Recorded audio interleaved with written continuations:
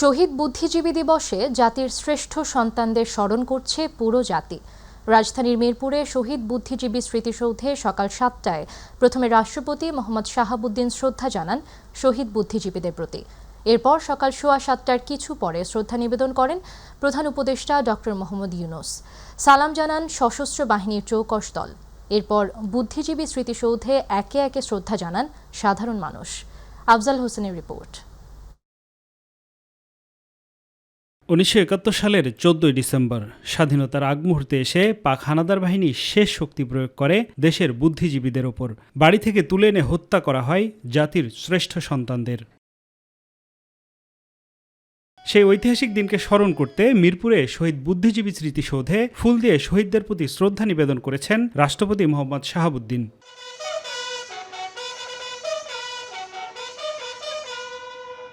এরপর শ্রদ্ধা নিবেদন করেন প্রধান উপদেষ্টা ডক্টর মোহাম্মদ ইউনূস। জাতির শ্রেষ্ঠ সন্তানদের স্মৃতির প্রতি গভীর শ্রদ্ধার অংশ হিসেবে কিছুক্ষণ নীরবে দাঁড়িয়ে থাকেন তিনি।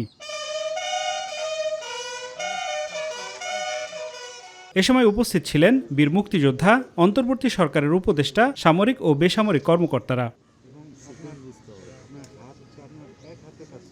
শ্রদ্ধা নিবেদন শেষে অন্তর্বর্তীকালীন সরকারের মুক্তিযুদ্ধ বিষয়ক উপদেষ্টা ফারুক আজম সাংবাদিকদের জানান, নির্বাচনের মাধ্যমে জনগণ নতুন বাংলাদেশ নির্মাণ করবে।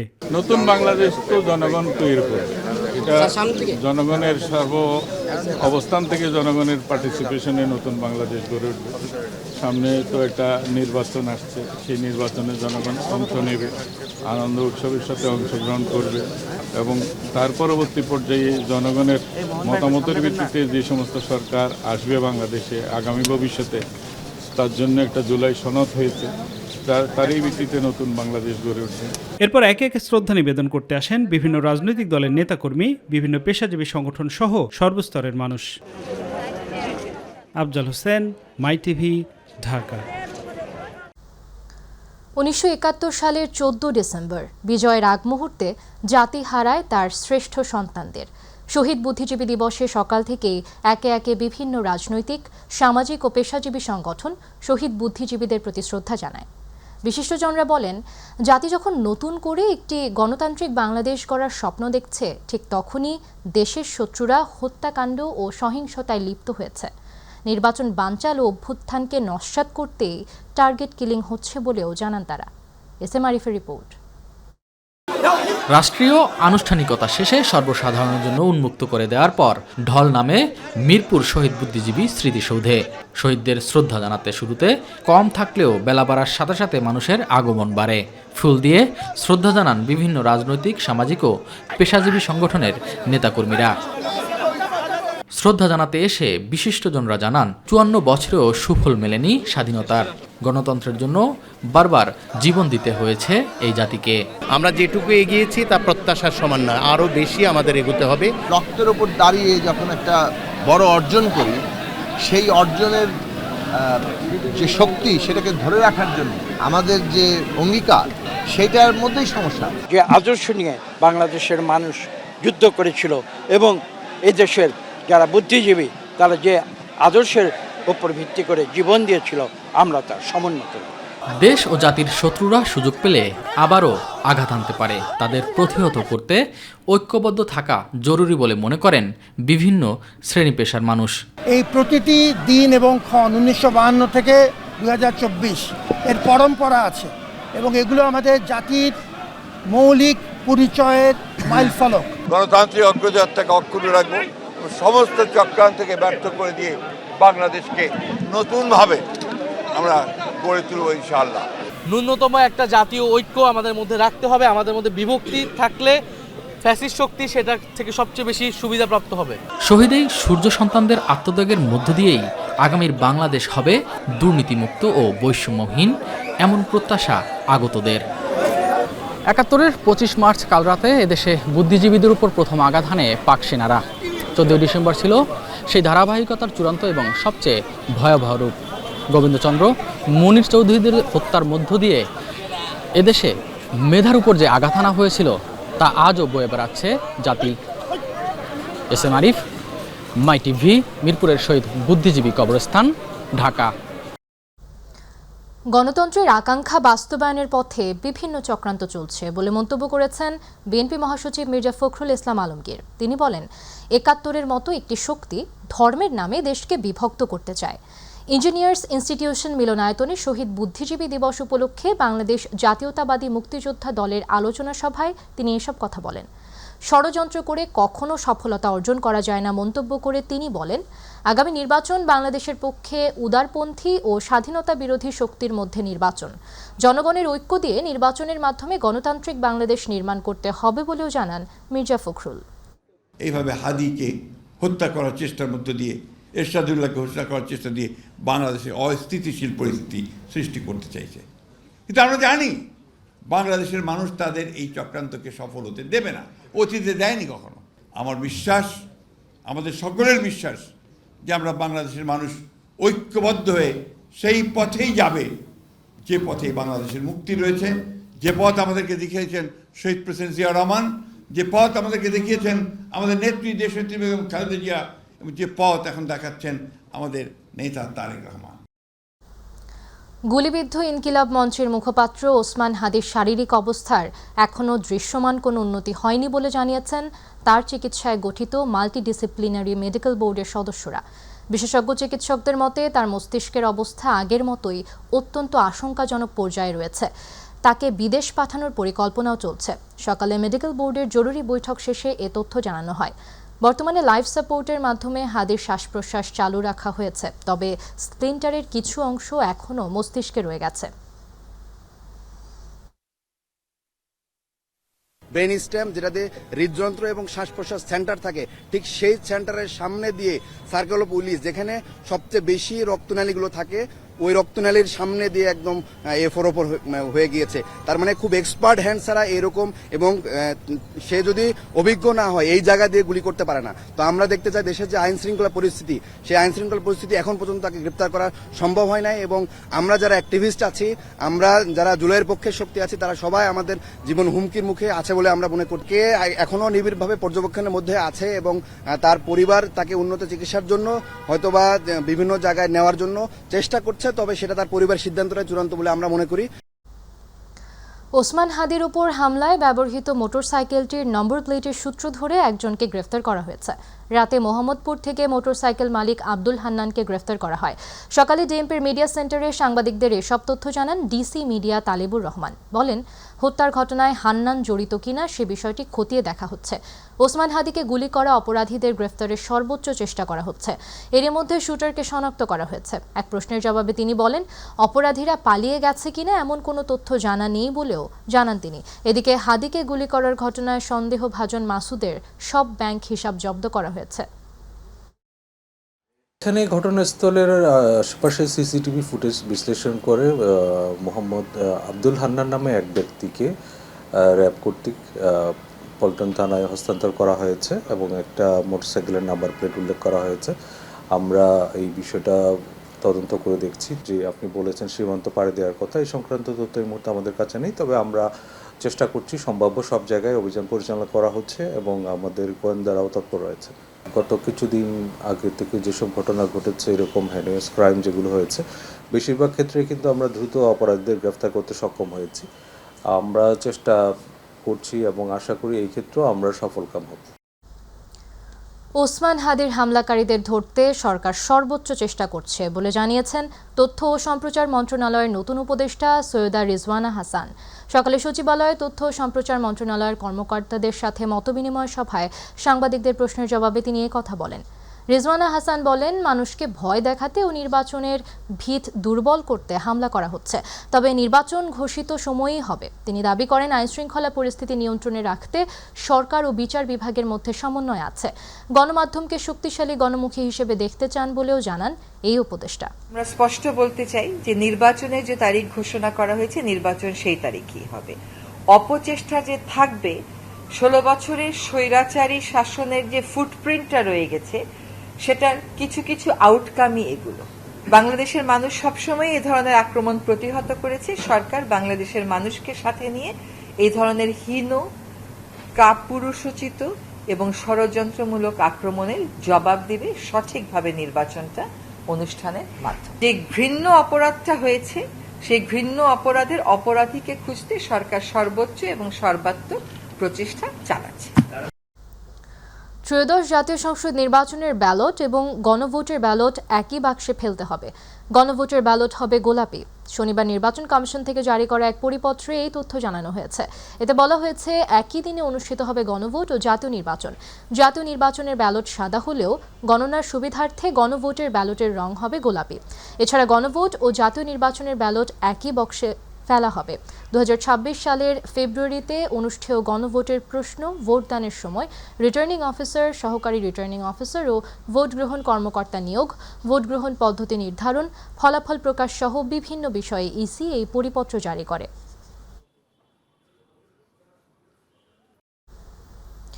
মানবতা বিরোধী অপরাধের 3টি মামলায় গ্রেফতার 15 সেনা কর্মকর্তাকে ট্রাইব্যুনালে হাজির করা হয়েছে। আন্তর্জাতিক অপরাধ ট্রাইব্যুনাল 1-এর চেয়ারম্যান বিচারপতি মোহাম্মদ গোলাম মর্তুজা মজুমদারের নেতৃত্বাধীন 3 সদস্যের বিচারিক প্যানেল এ আদেশ দেবেন। এর আগে অভিযোগ গঠনের শুনানি শেষ করে রাষ্ট্রপক্ষ। আসামি পক্ষের আইনজীবীরা অভিযোগ থেকে অব্যাহতি চেয়ে শুনানি করেন। এদিকে র্যাবের টিএফআই সেলে গুম ও নির্যাতনের মামলায় শেখ হাসিনা, তারিক আহমেদ সিদ্দিক, আসাদুজ্জামান খান কামাল সহ 17 আসামির পক্ষে শুনানি করেন তাদের আইনজীবীরা। এই মামলায় 7 আসামি পলাতক। এছাড়াও রামপুরায় 28 জনকে হত্যা মামলায় লেফটেন্যান্ট কর্নেল রেদওয়ানুল ইসলাম সহ 4 জনের পক্ষেও আজ শুনানি করেন তাদের আইনজীবীরা।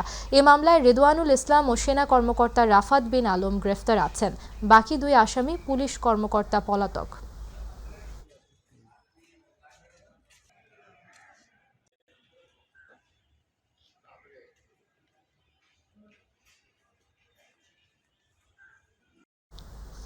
রাজশাহীর তানোরে নলকূপে পড়ে 2 বছর বয়সী শিশু সাজিদের মৃত্যুর ঘটনায় বরেন্দ্র বহুমুখী উন্নয়ন কর্তৃপক্ষ ও সংশ্লিষ্টদের বিরুদ্ধে লিগ্যাল নোটিশ পাঠানো হয়েছে। নোটিশে সাজিদের পরিবারকে 5 কোটি টাকা ক্ষতিপূরণ দেওয়া সহ অরক্ষিত নলকূপ বন্ধে প্রয়োজনীয় ব্যবস্থা নেওয়ার দাবি জানানো হয়েছে। রোববার সুপ্রিম কোর্টের আইনজীবী অ্যাডভোকেট মোহাম্মদ মনিরুল ইসলাম মিয়া নোটিশটি পাঠান। লিগ্যাল নোটিশে বলা হয়, রাজশাহী, চাঁপাইনবাবগঞ্জ ও নওগাঁ জেলায় শত শত পরিত্যক্ত ও অরক্ষিত নলকূপ জনসাধারণের জন্য মারাত্মক ঝুঁকি তৈরি করছে। নোটিশে সংবিধানের 31 ও 32 অনুচ্ছেদ অনুযায়ী জীবন ও ব্যক্তি স্বাধীনতার অধিকার লঙ্ঘনের অভিযোগ এনে 15 দিনের মধ্যে একাধিক নির্দেশনা বাস্তবায়নের দাবি জানানো হয়েছে। আফ্রিকার সুদানের আবেইতে অবস্থিত জাতিসংঘের একটি ঘাঁটিতে সন্ত্রাসী হামলায় বাংলাদেশ সেনাবাহিনীর 6 শান্তিরক্ষী নিহত হয়েছেন। আহত হয়েছেন আরও 8 জন। রাতে ISPR এর পাঠানো এক সংবাদ বিজ্ঞপ্তিতে এ তথ্য জানানো হয়। উত্তর ও দক্ষিণ সুদানের মাঝে অবস্থিত আবেই একটি সংঘাতপ্রবণ অঞ্চল। বাংলাদেশ সহ বিভিন্ন দেশের শান্তিরক্ষী বাহিনী এখানে জাতিসংঘ মিশনে কাজ করছে। এদিকে বাংলাদেশি শান্তিরক্ষী হতাহতের ঘটনায় গভীর শোক ও উদ্বেগ প্রকাশ করেছেন প্রধান উপদেষ্টা প্রফেসর মোহাম্মদ ইউনূস।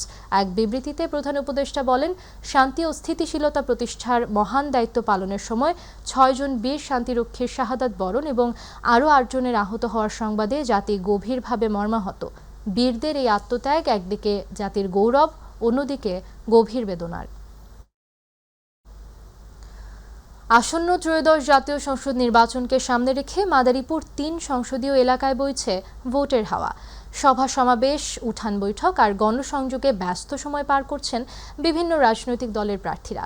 ভোটারদের মন জয়ের প্রতিযোগিতায় মুখর পুরো এলাকা। প্রতিনিধি জিয়াউদ্দিন লিয়াকতের তথ্যচিত্রে আরও জানাচ্ছেন শামস তাবরিজ উচ্ছ্বাস। কালকিনি ও ডাসার উপজেলা এবং মাদারীপুর সদরের 5টি ইউনিয়ন নিয়ে গঠিত মাদারীপুর 3 সংসদীয় আসন। আসন্ন ত্রয়োদশ জাতীয় সংসদ নির্বাচন সামনে রেখে আসনটি কবজা করতে মরিয়া বিএনপি। পাশাপাশি জামায়াত ইসলামী সহ ইসলামিক দলগুলোও ছাড় দিতে নারাজ। ফলে নির্বাচনকে সামনে রেখে মাঠে নেমেছেন বিভিন্ন দলের প্রার্থীরা। কালকিনিকে এটা সন্ত্রাস মুক্ত, চাঁদাবাজ মুক্ত, মাদক মুক্ত হিসেবে যেভাবে গড়ে তোলা দরকার এবং হিসেবে গড়ে তুলবে ইনশাআল্লাহ। প্রতিহিংসার রাজনীতি দীর্ঘদিন থেকে চলে আসছে। এই অঞ্চল থেকে প্রতিহিংসার রাজনীতিকে আমরা চিরবিদায় করব। সভা সমাবেশ, উঠান বৈঠক, সামাজিক ও ধর্মীয় অনুষ্ঠানে অংশ নিয়ে ভোটারদের মন জয় করার চেষ্টা চলছে। উন্নয়ন সুখে দুঃখে পাশে থাকার নানা প্রতিশ্রুতি দিচ্ছেন সবাই। আমি একজন রাজনৈতিক দলের কর্মী হিসাবে আমার কাজ হচ্ছে আমার নির্বাচনী আসনের প্রতিটি জনগণকে তার মৌলিক যে অধিকার, সেই মৌলিক অধিকার যেন সে ভোগ করতে পারে সেটা নিশ্চিত করা। এদিকে ভোটারদের প্রত্যাশা সৎ, শিক্ষিত ও জনগণের প্রতি জবাবদিহিমূলক নেতৃত্ব। দীর্ঘদিনের অব্যবস্থাপনা, দুর্নীতি ও স্বজনপ্রীতির অবসান ঘটিয়ে যোগ্য প্রতিনিধিকে এবার সংসদে পাঠাতে চান তারা। জাতীয় পার্টি দেখছি, আওয়ামী লীগ দেখছি, বিএনপি দেখছি, এখন এমন একজন এমপি দেখতে চাই যেন এই দেশে হানাহানি কাটাকাটি না হয়। এলাকায় যে নিজের জন্য কাজ করবে না, জনগণের জন্য কাজ করবে, সেই রকম এমপি আমরা চাই জনগণের পাশে থাকার জন্য। যে আমাদের চাকরি বা কর্মসংস্থান নিয়ে কিছু ভাববে এবং দেশের জন্য কিছু করবে, আমি ভোটটা তাকেই দিব। সুখে দুঃখে যাকে পাশে পাওয়া যাবে, অসহায় দরিদ্র লোকের খোঁজ খবর নেবে, তাকেই মাদারীপুর 3 আসনে আমরা এমপি হিসাবে দেখতে চাই। মাদারীপুর 3 সংসদীয় আসনে মোট ভোটার সংখ্যা 3,82,706 জন। এর মধ্যে পুরুষ ভোটারের সংখ্যা 1,99,581 জন ও নারী ভোটারের সংখ্যা 1,83,125 জন। শামস তাবরিজ উচ্ছ্বাস, মাই টিভি নিউজ ডেস্ক। সিরাজগঞ্জের শাহজাদপুর উপজেলার বাঘাবাড়ী নৌবন্দরে শুষ্ক মৌসুম শুরুর আগে ভয়াবহ নাব্য সংকট দেখা দিয়েছে। নদীতে ডুবচর জেগে ওঠায় চট্টগ্রাম ও মংলা বন্দর থেকে আসা কার্গো জাহাজগুলো পূর্ণ লোড নিয়ে বাঘাবাড়িতে ভিড়তে পারছে না। ফলে জাহাজ শূন্য হয়ে কার্যত অচল হয়ে পড়েছে বন্দরটি, বেকার হয়ে পড়েছে 5 শতাধিক শ্রমিক। প্রতিনিধি জাকারিয়া মাহমুদের পাঠানো তথ্যচিত্রে বিস্তারিত জানাচ্ছেন জুবাইর রহমান। 1983 সালে প্রতিষ্ঠিত সিরাজগঞ্জের শাহজাদপুর উপজেলার বাঘাবাড়ী নৌবন্দর উত্তরাঞ্চলের অন্যতম গুরুত্বপূর্ণ বাণিজ্যিক নৌবন্দর, কিন্তু নাব্য সংকট ও অব্যবস্থাপনার কারণে বর্তমানে কার্যত অচল হয়ে পড়েছে বন্দরটি। এতে একদিকে যেমন ব্যাহত হচ্ছে উত্তরাঞ্চলের 16 জেলার সার সরবরাহ, অন্যদিকে কর্মহীন হয়ে পড়েছে শত শত শ্রমিক। সিরাজগঞ্জের শাহজাদপুর উপজেলার বাঘাবাড়ী নৌবন্দর দিয়ে নৌ ও স্থলপথে উত্তরাঞ্চলের 16 জেলার রাসায়নিক সার, কয়লা, পাথর, সিমেন্ট ও জ্বালানি তেল সরবরাহ হয়ে থাকে। কিন্তু চলতি বছরে বন্দর ইজারাদারের অব্যবস্থাপনা এবং নদীর তীব্র নাব্য সংকটের কারণে নতুন কোনো পণ্যবাহী জাহাজ ভিড়ছে না বন্দরে। ফলে আসন্ন ইরি বোরো মৌসুমের আগে 14টি বাফার গুদামে প্রয়োজনীয় পরিমাণ রাসায়নিক সার মজুদে দেখা দিয়েছে মারাত্মক সংকট। সারের জাহাজ দিয়ে, আপনার সিমেন্টের জাহাজ দিয়ে ভরপুর থাকতো, আমরা কাজ করে ফুরাইতে পারতাম না। কিন্তু এই বছরে যে বুঝতেছি না এটা কি রকম সংসার, এখন আল্লাহ যে কিভাবে চালাইবে একমাত্র আল্লাহই জানে। দিন 200 টাকা 250 টাকা, আর বেশি হয় না। আকুল আবেদন করি, যদি সুদৃষ্টি দিয়ে এই বাঘাবাড়ী পোর্টকে একটু সহযোগিতা করে, তাহলে হাজার হাজার শ্রমিক, বেকার, নিরীহ মানুষ এরা একমুঠ অন্ন জুটবে। পণ্যবাহী জাহাজ না আসায় বাঘাবাড়ী নৌবন্দরে কর্মরত 5 শতাধিক শ্রমিক কর্মহীন হয়ে পড়েছে। পরিবার পরিজন নিয়ে তারা মানবেতর জীবনযাপন করছেন। এ বিষয়ে বন্দর ইজারাদারের বক্তব্য জানতে চাইলে তিনি নানা অজুহাতে সাংবাদিকদের সঙ্গে কথা বলতে রাজি হননি। বন্দর কর্তৃপক্ষ জানিয়েছে, বাঘাবাড়ী নৌবন্দরকে প্রথম শ্রেণীর বন্দরে রূপান্তরের উদ্যোগ নেওয়া হয়েছে। প্রকল্পগুলো বাস্তবায়ন হলে নাব্য সংকট কাটিয়ে আবারও স্বাভাবিক কার্যক্রমে ফিরবে এ গুরুত্বপূর্ণ নৌবন্দর, এমনটাই প্রত্যাশা সংশ্লিষ্টদের। বাঘাবাড়ির মেইন সমস্যা হচ্ছে আপনার নাব্যতা সংকট, মানে কন্টিনিউয়াসলি ড্রেজিং কার্যক্রম যদি আমরা চালু রাখতে পারি, সেক্ষেত্রে নাব্যতা সংকট আশা রাখি খুব দ্রুতই সমাধান করা সম্ভব হবে। নৌপথটি প্রথম শ্রেণীর নৌপথে যে উন্নীত করার যে উদ্যোগ, এটিও চলমান রয়েছে। জুবাইর রহমান, মাই টিভি নিউজ। দুর্নীতি বিরোধী অভিযোগের বিরুদ্ধে পদক্ষেপ ও ঢাকার বাইরে স্থানীয় পর্যায়ে ক্রীড়া কার্যক্রমের গতি আনাকে অগ্রাধিকার দিয়ে কাজ করা হবে। সচিবালয়ের যুব ও ক্রীড়া মন্ত্রণালয়ের দায়িত্ব গ্রহণ করে এসব কথা বলেন উপদেষ্টা আসিফ নজরুল। তিনি বলেন, আসিফ মাহমুদ সজীব ভুঁইয়ার মাধ্যমে যুব ও ক্রীড়া ক্ষেত্রে অনেক সফলতা এসেছে, সেগুলোর ধারাবাহিকতা এগিয়ে নেওয়ার চেষ্টা করা হবে। আমাদের যুব ও ক্রীড়া মন্ত্রণালয়ের দায়িত্বে যে আগে ছিলেন আসিফ মাহমুদ, উনি অত্যন্ত সফল একজন উপদেষ্টা ছিলেন। বিশেষ করে ক্রীড়া ক্ষেত্রে উনি অনেক কাজ করেছেন, যুব ক্ষেত্রেও কাজ করেছেন। ক্রীড়া ক্ষেত্রে আমাদের এমন অনেক বিরল সাফল্য নিয়ে এসেছেন যেটা আগে কেউ পারে নাই। তারুণ্যের উৎসব নামে একটা খুবই ভালো একটা প্রোগ্রাম করেছেন। তো আসিফের কাজের যে ধারাবাহিকতা, সেটা তো আমি বজায় রাখবই। তফসিল ঘোষণা হয়ে যাওয়ায় বড় কোনো কাজের সুযোগ নেই, দৈনন্দিন কাজগুলো সম্পন্ন করা হবে। স্থানীয় সরকার মন্ত্রণালয়ে যোগদান করে কথা জানান উপদেষ্টা আদিলুর রহমান খান। তিনি বলেন, ফ্যাসিবাদের উচ্ছিষ্টদের দমন করব, জুলাই যোদ্ধাদের পাশে থেকে দাঁড়িয়ে জনগণের স্বার্থ রক্ষা করব। জনগণের মধ্যে থাকা নিরাপদ মনে করেন জানিয়ে উপদেষ্টা আরও জানান, আবার জনগণের মাঝে ফিরে যাবেন তিনি।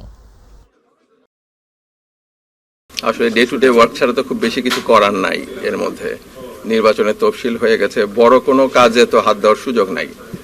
তো আমরা ডে টু ডে কাজগুলো যেটা আছে আমরা চেষ্টা করব সেটা পুরাটা পালন করার জন্য, এর মধ্যে যেটুকু মানুষের উপকারে আসতে পারি। দুইটা মন্ত্রণালয়ে কাজ করে এসেছি, আপনারা তো জানেন কিভাবে করা হয়েছে, চেষ্টা করব সেইভাবে করার। মাইলস্টোন স্কুল অ্যান্ড কলেজে বিমান দুর্ঘটনায় ক্ষতিগ্রস্ত পরিবারগুলোর পক্ষ থেকে সরকারের ঘোষিত সিদ্ধান্ত প্রত্যাখ্যান করে প্রতিবাদ সমাবেশ করা হয়েছে। সকালে উত্তরা মাইলস্টোন স্কুল অ্যান্ড কলেজের সামনে প্রতিবাদ সমাবেশ অনুষ্ঠিত হয়।